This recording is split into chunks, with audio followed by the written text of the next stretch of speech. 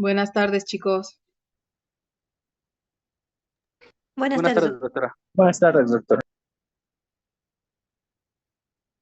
¿Podemos continuar, por favor?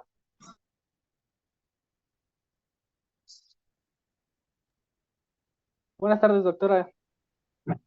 Hoy daremos seguimiento a la exposición de nuestro equipo, que corresponde al tema de anticuerpos, y el siguiente subtema que veremos será el de anticuerpos monoclonales. Pero primeramente debemos saber cómo se obtienen o qué son, y para ello debemos comprender primeramente lo que son los anticuerpos policlonales. Ahora, un anticuerpo policlonal es una mezcla de diferentes anticuerpos que se producen en respuesta a la introducción de un antígeno en un organismo, como puede ser el humano, como un virus o una bacteria, por ejemplo, en donde el sistema inmunológico produce una respuesta de defensa que incluye la producción de anticuerpos, que sabemos son proteínas producidas por los linfocitos B y que se van a unir específicamente al antígeno para neutralizarlo o marcarlo para su destrucción por otras células del sistema. Estos anticuerpos policlonales son producidos por múltiples células B diferentes, por lo que los anticuerpos policlonales tienen una mayor diversidad y pueden reconocer diferentes epítopos en el antígeno. Ahora, la mayoría de los casos, ya que pueden unirse a diferentes partes del antígeno y aumentar la eficacia de la respuesta inmunológica. Los anticuerpos policlonales se utilizan en una variedad de aplicaciones, como pueden ser pruebas de diagnóstico, investigación científica, terapia, y además son ampliamente utilizados en inmunohistoquímica, inmunofluorescencia, ensayos de ELISA y otras técnicas inmunológicas.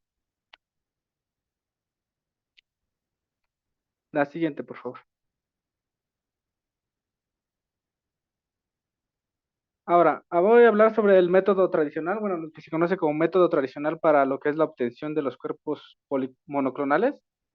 En el método tradicional se inyectan antígenos a un animal de laboratorio, que en este caso es un ratón, y se espera que produzca anticuerpos, los cuales se extraen de la sangre y así se obtiene una mezcla de anticuerpos de donde se separan distintos clones de células plasmáticas, a las que conoceremos como anticuerpos parcialmente purificados. El rendimiento de estos es bajo y las células plasmáticas mueren con rapidez en el cultivo. Ahora, en procesos más recientes, este problema se ha disminuido ya mediante el uso de células de mieloma, que sobreviven indefinidamente en cultivo y producen anticuerpos específicos en gran medida. Por ello, Mistle y Kohler desarrollaron una técnica para fusionar células de mieloma de ratón con linfocitos B activados, que venían de otros ratones que ya habían sido previamente inmunizados con antígenos seleccionados. Y ya que las células del mieloma carecen de la capacidad de sintetizar sus propios anticuerpos, todos los anticuerpos producidos ahora por las células híbridas presentaban la especificidad que se buscaba, que sería la de los linfocitos B activados.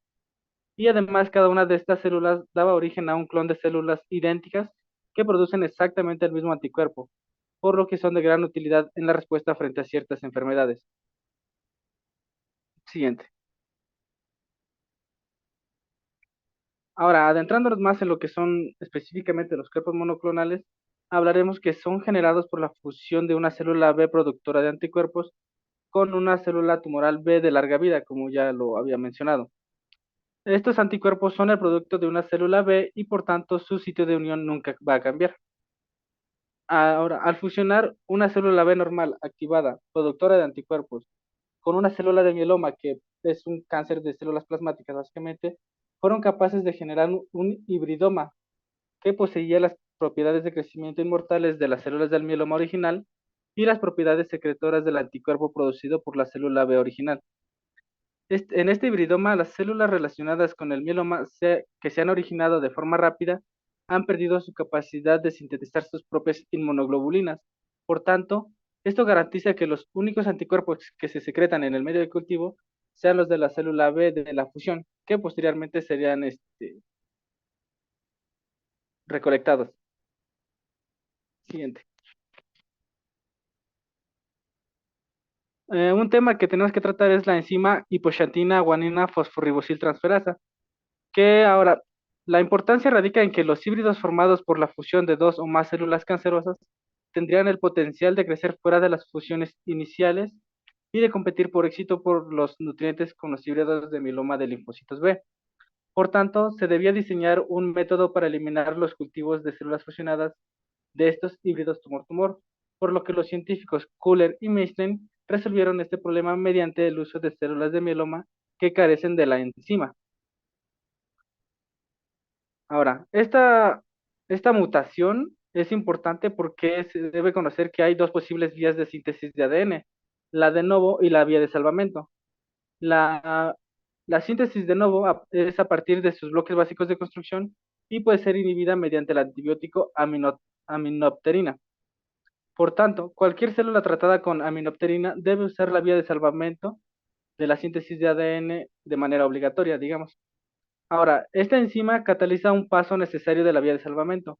Por tanto, negarles a las células el acceso a esta enzima significa que tengan que utilizar la vía de novo. Estos híbridos con células de mieloma que carecían de la enzima y a continuación dejarlos crecer en los cultivos en presencia de aminopterina, los científicos aseguraron que tanto las células tumorales mutantes como los híbridos tumor-tumor también mutantes serían incapaces de sintetizar un ADN nuevo, ya fuese por la vía de salvamento o por la vía de novo, por lo que al final tendrían que morir. Siguiente. Ahora, como ya habíamos mencionado, estos son híbridos entonces de células B y células tumorales. Y por el contrario, en los hibridomas formados por las fusiones entre células B y células tumorales, la célula B progenitora proporcionaba la enzima hipoxantina guanina fosforibosiltransferasa. Así, estos híbridos pueden sobrevivir en el medio de selección. Ya no tendrían que morir, debido a que el medio que contiene aminopterina se complementa con hipoxantina y timidina para sostener la síntesis de nucleótidos. El medio que se utiliza para estos trabajos se conoce como medio HAT y pueden cultivarse de forma indefinida, secretando grandes cantidades de los antígenos con especificidad predefinida y con conocida reactividad cruzada. Siguiente. Ahora, la utilidad de estos anticuerpos monoclonales es que se utilizan mayormente para lo que es el diagnóstico y tratamiento de muchas enfermedades y se ha llegado a utilizar o a emplear para también el tratamiento de algunos tipos de cáncer. Además, se pueden utilizar para transportar, por ejemplo, medicamentos, toxinas o sustancias radiactivas directamente a las células cancerosas. Un ejemplo muy claro que se nos menciona en la bibliografía es el anticuerpo conjugado a toxina trastuzumab emtastina, que se usa como un tratamiento para el cáncer mamario metástico ER2 positivo.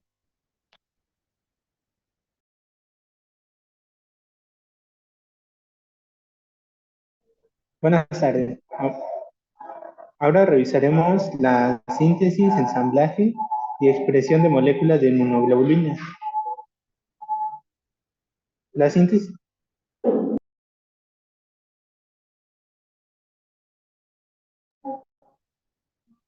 la síntesis de las cadenas pesadas y ligeras de las inmunoglobulinas van a tener lugar en los ribosomas de la membrana del retículo endoplásmico rugoso. Durante el traslado de las proteínas hacia el retículo endoplásmico van a sufrir un proceso de glucosilación para que se formen las cadenas pesadas de inmunoglobulina. Para el plegado adecuado de las cadenas pesadas de inmunoglobulinas y su ensamblaje con las cadenas ligeras van a intervenir una proteína llamada chaperonas. Estas son proteínas que están presentes en el retículo endoplásmico, entre las que encontramos a la calnexina y a la proteína ligadora, BIP, por sus ligas en inglés.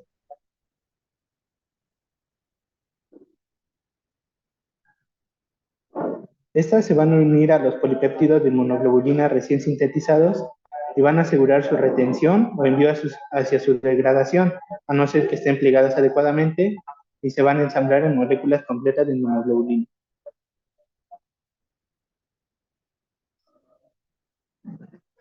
Dentro del,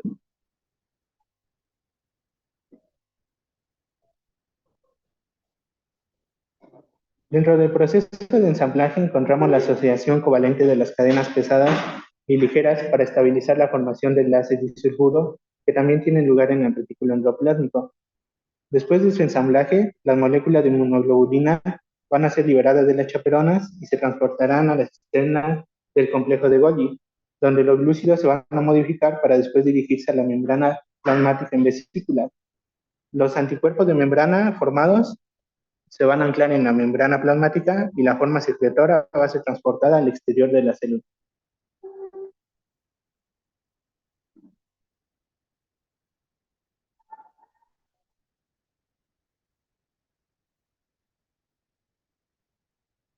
En la siguiente imagen se muestran los estadios de la maduración del linfocito B con los cambios asociados en la producción de cadenas pesadas y ligeras de inmunoglobulina. La primera célula que podemos observar es el prelinfocito B. Este sintetiza la forma de membrana de la cadena pesada Mu. Estas cadenas Mu forman el receptor del prelinfocito B. Los linfocitos B inmaduros y maduros producen cadenas ligeras kappa y lambda, que se asocian a las proteínas Mu para formar moléculas de inmunoglobulina M. Los linfocitos B maduros expresan formas membranarias de IgM e IgD. Estas inmunoglobulinas receptoras de membrana sirven de receptores en la superficie celular que reconocen antígenos e inician el proceso de activación del linfocito B. El receptor de prelinfocito B y el receptor del linfocito B para el antígeno se asocian de forma no covalente a otras dos proteínas integrales de membrana, la Ig-alfa y la Ig-beta, que sirven para producir señales y son esenciales para la expresión en la superficie de IgM e IgD. Por último, observamos que cuando los linfocitos B maduros son activados, ya sea por antígenos o por otros estímulos, las células se diferencian en células secretoras de anticuerpos. Este proceso también se acompaña de cambios en el patrón de producción de inmunoglobulina. Uno de estos cambios es el aumento de la producción de la forma secretora de inmunoglobulina respecto a la forma membranaria. Y el segundo cambio va a consistir en la expresión de isotipos de cadena pesada de inmunoglobulina diferentes a la IgM y la IgD, llamado cambio de isotipo de cadena pesada.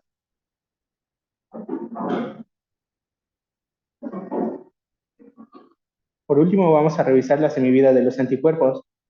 Nos referimos a la semivida como el tiempo medio antes de que el número de moléculas de anticuerpos se reduzca a la mitad.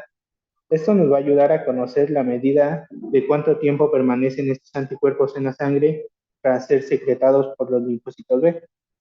Los diferentes isotipos de anticuerpos tienen semividas muy diferentes en la circulación. Por ejemplo, la IgE tiene una semivida muy corta, es de apenas de 2 días en la circulación. La IgA circulante tiene una semivida de unos 3 días. La IgM, una semivida de 4 días. Sin embargo, hay una excepción y es la IgG. Esta va a tener una semivida larga, aproximada a 28, de 21 a 28 días, y esto se atribuye a su capacidad de unirse al receptor para el receptor FC neonatal. Y también participa en el transporte de la IgG desde la circulación materna a través de la barrera placentaria, así como en la transferencia de IgG materna a través del intestino en los recién nacidos. El FcRn no dirige a la inmunoglobulina G unida a los lisosomas, sino que la recicla a la superficie celular y la libera en un pH neutro, devolviendo la IgG a la circulación. Este mecanismo va a impedir que se degrade con la misma rapidez, dando como resultado una semivida relativamente larga de la IgG.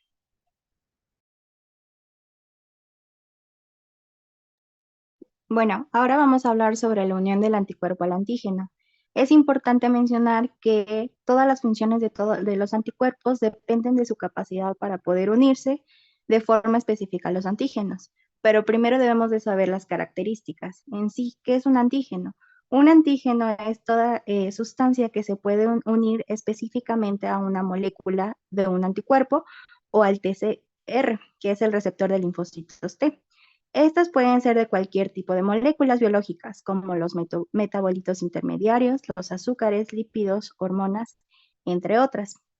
También debemos mencionar que no todos los antígenos reconocidos por los linfocitos o por los anticuerpos secretados van a ser capaces de activar a los linfocitos como tal. Otro concepto muy importante que hay que mencionar es el inmunógeno. Los inmunógenos van a ser moléculas que estimulan las respuestas inmunitarias. Por ejemplo, las macromoléculas que son capaces de estimular a los linfocitos B para poder iniciar respuestas inmunitarias humorales. También otro de los conceptos importantes para que debemos de conocer es el apteno y el transportador. Un apteno va a ser toda esta sustancia química pequeña, mientras que el transportador es una molécula grande. Estos van a generar a su vez un complejo apteno-transportador. Este va a actuar como un inmunógeno porque se van a unir a muchos receptores de antígeno de linfocitos B. Todo este proceso del complejo apteno-transportador se ha como aprovechado para poder realizar vacunas muy eficaces. La siguiente, por favor.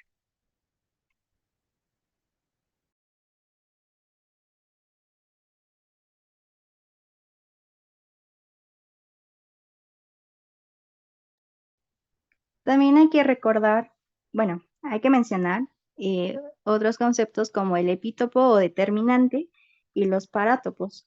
El epítopo o determinante se le considera que es la porción de la macromolécula, o en este caso el antígeno, en donde se une el anticuerpo, mientras que el parátopo es la porción del anticuerpo que va a interactuar con el epítopo.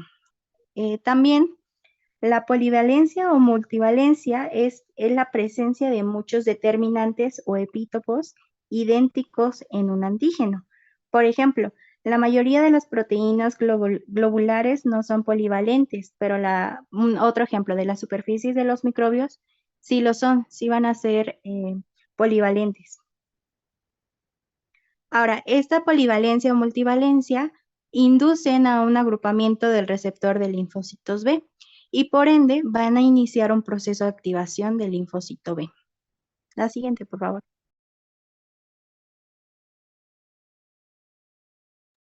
Otra cosa importante a resaltar es la disposición espacial. ¿Por qué? Porque esta disposición espacial de los epítopos pueden influir en gran proporción a la unión de los anticuerpos. Por ejemplo, cuando los determinantes o epítopos, que van a ser como conceptos que se ocupan de igual forma, cuando los determinantes o epítopos van a estar separados, se pueden unir dos o más moléculas de anticuerpo al mismo antígeno. Entonces se le considera que es determinantes que no están solapados. Mientras que los determinantes que están cerca, la unión del anticuerpo al primer determinante va a provocar una interferencia estérica con la unión del anticuerpo al segundo. Por lo tanto, estos determinantes sí van a estar solapados, se le considera como determinantes solapados. Otro aspecto importante son los efectos alostéricos. Estos efectos alostéricos se le va a considerar a la unión del anticuerpo que puede provocar un cambio en la estructura tridimensional del antígeno. O sea que esto también puede influir, estos pueden influir que sea de una forma positiva o una forma negativa, pero es que es un cambio en la estructura tridimensional del antígeno. Los epítopos formados por varios aminoácidos adyacentes se le va a conocer como epítopos lineales. Si aparecen los epítopos lineales en la superficie externa, pueden ser accesibles a los anticuerpos y otros pueden ser inaccesibles, pero estos solo aparecen cuando se desnaturaliza la proteína. La siguiente, por favor. Ok, y ya de ahí los epítopos tridimensionales van a ser todos aquellos que están formados por aminoácidos que no están en una secuencia, mientras que los epítopos neoantigénicos son estos epítopos inducidos por modificaciones posttraduccionales o mutaciones, que también pueden ser reconocidos por los anticuerpos o por los linfocitos T. Estas son como de las características que hay que conocer acerca de la unión de anticuerpo-antígeno. Pero ahora vamos a hablar sobre la base estructural y química de la unión del antígeno. Hay que recordar también que la zona de unión del antígeno de anticuerpos van a ser, en su gran mayoría, van a ser superficies planas, en donde se van a poder acomodar estos epítopos tridimensionales de macromoléculas. También el reconocimiento del antígeno por los anticuerpos va a implicar una unión covalente irreversible, que es lo que ya había comentado mi compañera al principio de la presentación, que la unión covalente van a ser aquellas fuerzas electrostáticas, enlaces de hidrógeno, las fuerzas de Van der Waals, entre otras. La siguiente, por favor. Y ya por último, hablar sobre las definiciones de afinidad y avidez. La afinidad se va a definir como la fuerza de unión entre una zona de un anticuerpo y un epítopo. Esta se va a representar por una constante de disociación, que es la Kd, e indica la facilidad en la que se separa o en la que se disocia un complejo antígeno-anticuerpo. Por ejemplo, la constante de disociación, que es Kd, si es pequeña, significa que va a haber una afinidad más fuerte o mayor, mientras que la avidez va a ser una fuerza de unión entre un antígeno polivalente y un anticuerpo polivalente. Es decir, que la avidez es mayor que la afinidad de cualquier lugar de unión del antígeno aislado.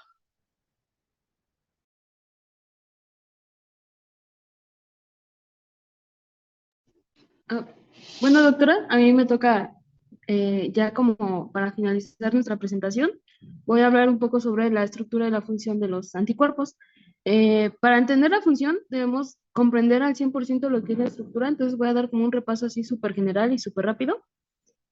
Aquí tenemos a nuestro anticuerpo, que pues como ya sabemos tiene cadenas pesadas y cadenas ligeras, y pues una bisagra justo en medio. Esto es muy importante porque eso lo voy a explicar un poco más al rato para hablar sobre la digestión enzimática. Tenemos un dominio de inmunoglobulina, como es este en ejemplo, y acá vamos a tener su estructura, que es de dos láminas beta plegadas, que cada lámina beta plegada es, por ejemplo, una es la azul y la otra es la como rosita. Cada una de estas láminas va a tener de 3 a 5 cadenas. De hecho, si podemos ver esta como sube, que es la primera cadena, baja la segunda, tercera, cuarta y quinta cadena. Y pues van a estar unidas estas dos láminas por puentes disulfuro. Por ejemplo, esta es una imagen de una IgG. Y ahorita vamos a hablar un poco más sobre la estructura primaria. Vamos a hablar ahorita sobre la región C, que es una región constante de carboxilo terminal, que es, en nuestra imagen, es esta azulita que está acá arriba. Y, por ejemplo, en la cadena pesada es la azul y en la cadena ligera es como la más clarita. Aquí escribí sobre cuál va a ser el inicio de los anticuerpos en el 124 empieza y termina en el 496, y en la cadena ligera empieza en el 109 y termina en el 214. Esta región C es muy importante porque nos va a hablar sobre la especificidad de nuestro anticuerpo. También tenemos lo que es nuestra región variable, que aquí en nuestra imagen es la parte morada y en la cadena ligera es la parte más fuerte. La región variable, pues dentro de los aminoácidos, en la cadena pesada empieza del primero al 123 y en la cadena ligera empieza del primero al 108. Esta región variable también es muy necesaria porque nos va a hablar sobre la diversidad de nuestro anticuerpo. Dentro de la región variable va a haber unas pequeñas regiones que se van a llamar regiones hipervariables, que van a ser regiones determinantes para la complementariedad. Esto significa que pues, nos van a ayudar a una unión específica de anticuerpo con nuestro ligando.